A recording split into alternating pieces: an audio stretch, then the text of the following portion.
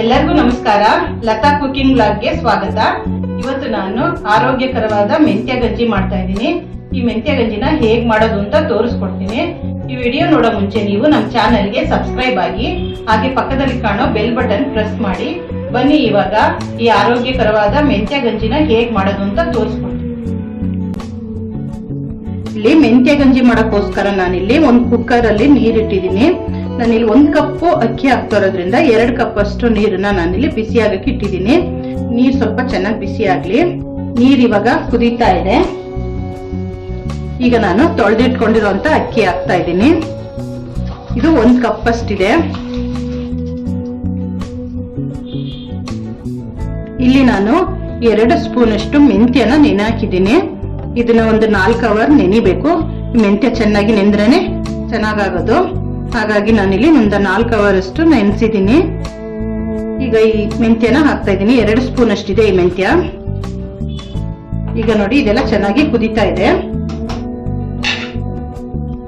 ಒಂದು ಚಿಟಿಕೆ ಅಷ್ಟು ಉಪ್ಪು ಹಾಕ್ತಾ ಇದ್ದೀನಿ. ಒಂದು 1/4 ಸ್ಪೂನ್ ಹಾಕಿದ್ರೆ ಸಾಕು. ಯಾವುದೇ ಸಿಹಿ ಅಡಿಗೆಗೆ ಸ್ವಲ್ಪ ಉಪ್ಪು ಹಾಕಿದ್ರೆ ಅದ್ರ ರುಚಿ ಚೆನ್ನಾಗಿರುತ್ತೆ. ಹಾಗಾಗಿ ಒಂದು ಚಿಟಿಕೆ ಅಷ್ಟು ಉಪ್ಪು ಹಾಕ್ಬೇಕು. ಈಗ ನಾನು ಈ ಕುಕ್ಕರ್ನ ಮುಚ್ತಾ ಇದ್ದೀನಿ. ಇದು 2 ವಿಷಲ್ ಹಾಕ್ಬೇಕು. ಅನ್ನ ಸ್ವಲ್ಪ ಮೆತ್ತಗಾಗ್ಬೇಕು. ಹಾಗಾಗಿ 2 ವಿಷಲ್ ಹಾಕಿಸ್ಕೋಬೇಕು. ನೋಡಿ ಈಗ 2 ವಿಷಲ್ ಆಗಿದೆ. ಈಗ ನಾನು ಸ್ಟವ್ ಆಫ್ ಮಾಡ್ತಾ ಇದ್ದೀನಿ. ಕುಕ್ಕರ್ ಸ್ವಲ್ಪ ತಣ್ಣಗಾಗ್ಲಿ.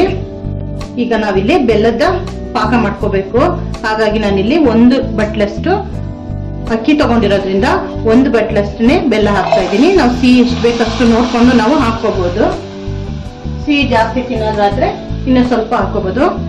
ಈಗ ಸ್ವಲ್ಪ ನೀರ್ ಹಾಕೋಣ.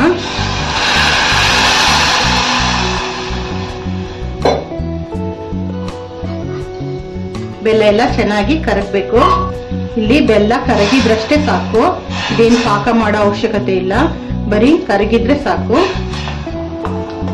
ಈಗ ಬೆಲ್ಲ ಎಲ್ಲ ಕರಗಿದೆ. ಇಷ್ಟಾದ್ರೆ ಸಾಕು. ಇದನ್ನೇನು ಪಾಕ ಮಾಡಬಾರ್ದು, ಬರೀ ಕರಗಿದ್ರಷ್ಟೇ ಸಾಕು. ಈಗ ಇದನ್ನ ಎತ್ತಿಟ್ಕೊಳ್ತಾ ಇದ್ದೀನಿ. ನೋಡಿ ಈಗ ಕುಕ್ಕರ್ ತಣ್ಣಗಾಗಿದೆ. ಈಗ ಓಪನ್ ಮಾಡ್ತಾ ಇದ್ದೀನಿ. ನೋಡಿ ಅನ್ನ ಎಲ್ಲ ಚೆನ್ನಾಗಿ ಬೆಂದಿದೆ. ನೋಡಿ ಈಗ ನಾನಿಲ್ಲಿ 1 ಬಟ್ಲಲ್ಲಿ ತೆಂಗಿನಕಾಯಿ ತುರಿ ತಗೊಂಡಿದ್ದೀನಿ. ಇದು ಅರ್ಧ ಹೋಳಿದೆ. ಇದನ್ನ ಇವಾಗ ನಾನು ಮಿಕ್ಸಿನಲ್ಲಿ ರುಬ್ಕೊಂಡು ಹಾಲು ತಗೊಳ್ತೀನಿ. ಈ ಹಾಲನ್ನ ಇದಕ್ಕೆ ಹಾಕ್ಬೇಕು. ನೋಡಿ ಈಗ ಕಾಯಿ ಹಾಲು ರೆಡಿ ಆಗಿದೆ. ಈಗ ಕಾಯಿ ಹಾಲು ಹಾಕ್ತಾ ಇದ್ದೀನಿ.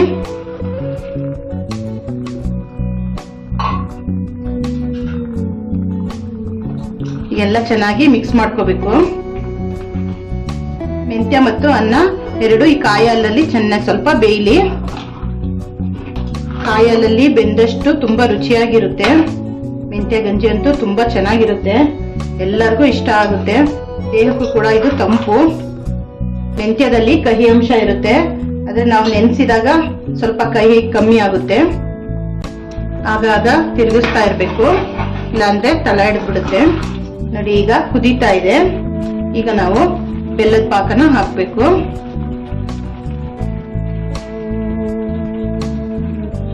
ಇಲ್ಲಿ ನಾನು ಬೆಲ್ಲನ ಸೋಸ್ಕೊಂಡು ಹಾಕ್ತಾ ಇದ್ದೀನಿ. ಏನಾದ್ರೂ ಕಸ ಇದ್ರೆ ಬಂದ್ಬಿಡುತ್ತೆ. ನಿಮಗೆ ಸಿಹಿ ಎಷ್ಟು ಬೇಕಷ್ಟು ನೋಡ್ಕೊಂಡು ನಾವು ಹಾಕೋಬಹುದು. ಈಗೆಲ್ಲ ಚೆನ್ನಾಗಿ ಮಿಕ್ಸ್ ಮಾಡ್ಕೊಳ್ಳೋಣ. ಮೆಂತ್ಯ ಗಂಜಿ ಈ ಹದದಲ್ಲೇ ಇರ್ಬೇಕು. ತುಂಬಾ ತೆಳುನೂ ಆಗ್ಬಾರ್ದು, ತುಂಬಾ ಗಟ್ಟಿನೂ ಆಗ್ಬಾರ್ದು. ನೋಡಿ ಈಗ ಕುದಿಯಕ್ ಶುರುವಾಗಿದೆ. ಅನ್ನ ಎಲ್ಲ ಚೆನ್ನಾಗಿ ಬೆಂದು ಗಂಜಿ ತರ ಆಗಿದೆ. ನಾವಿಲ್ಲಿ ಬೆಲ್ಲದ ಬದಲಿಗೆ ಸಕ್ಕರೆನೂ ಹಾಕಿ ಮಾಡ್ಕೋಬಹುದು. ಆದ್ರೆ ಬೆಲ್ಲ ಹಾಕಿದ್ರೇನೆ ತುಂಬಾ ಚೆನ್ನಾಗಿರುತ್ತೆ. ನೋಡಿ ಈಗ ಚೆನ್ನಾಗಿ ಕುದೀತಾ ಇದೆ. ನೋಡಿ ಈ ರೀತಿ ಇರ್ಬೇಕು. ಈಗ ನಾವು ದ್ರಾಕ್ಷಿ ಗೋಡಂಬಿನ ಫ್ರೈ ಮಾಡ್ಕೋಬೇಕು. 1 ಚಮಚದಷ್ಟು ನಾನಿಲ್ಲಿ ತುಪ್ಪ ಹಾಕ್ತಾ ಇದ್ದೀನಿ. ಬಿಸಿ ಆಗ್ತಾ ಇದೆ. ಈಗ ನಾನಿಲ್ಲಿ ಗೋಡಂಬಿ ಹಾಕ್ತಾ ಇದ್ದೀನಿ, ದ್ರಾಕ್ಷಿ ಹಾಕ್ತಾ ಇದ್ದೀನಿ. ಇದೆರಡನ್ನು ಚೆನ್ನಾಗಿ ಫ್ರೈ ಮಾಡ್ಕೋಬೇಕು. ನೋಡಿ ಇವಾಗ ಫ್ರೈ ಆಗಿದೆ. ಈಗ ಫ್ರೈ ಮಾಡ್ಕೊಂಡಿರೋಂತ ಗೋಡಂಬಿ ಮತ್ತೆ ದ್ರಾಕ್ಷಿನ ಈ ಗಂಜಿಗೆ ಹಾಕ್ತಾ ಇದ್ದೀನಿ. ಈಗ ಇದನ್ನೆಲ್ಲ ಒಂದ್ಸಲ ಮಿಕ್ಸ್ ಮಾಡ್ಕೊಳ್ಳೋಣ. ಈಗ ಒಂದು ಅರ್ಧ ಸ್ಪೂನ್ ಅಷ್ಟು ನಾನಿಲ್ಲಿ ಏಲಕ್ಕಿ ಪೌಡರ್ ಹಾಕ್ತಾ ಇದ್ದೀನಿ.